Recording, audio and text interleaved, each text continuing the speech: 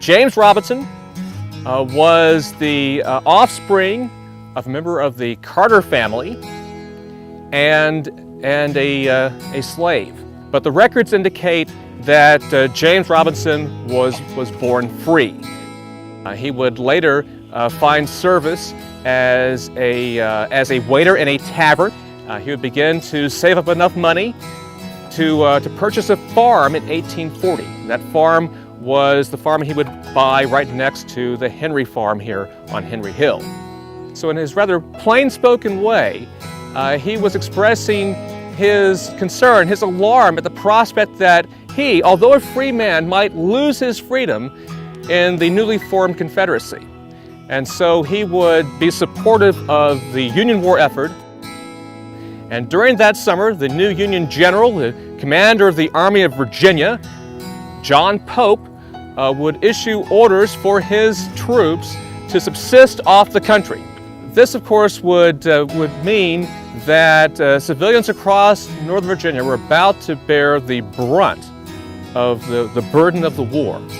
Began to go into the house, go into the outbuildings, and began to take freely what they wanted.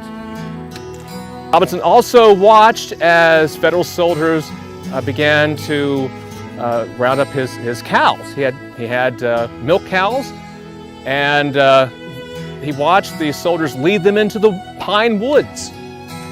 And he tried to pursue, to stop them. But he was stopped by a picket. He was not permitted to go.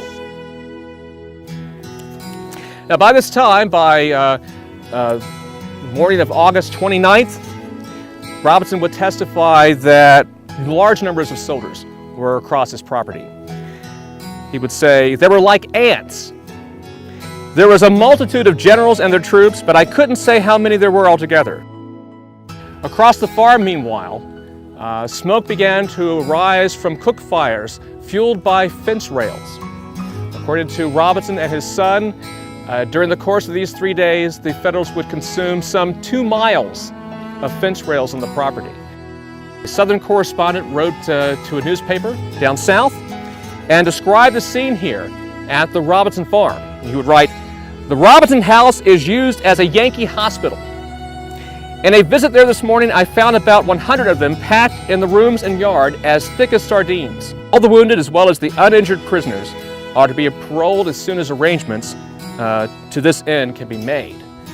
And with the departure of these troops, the Robinsons would attempt to cobble together some semblance of normalcy in the aftermath of the fighting that had taken place here, in the aftermath of the looting that had taken place.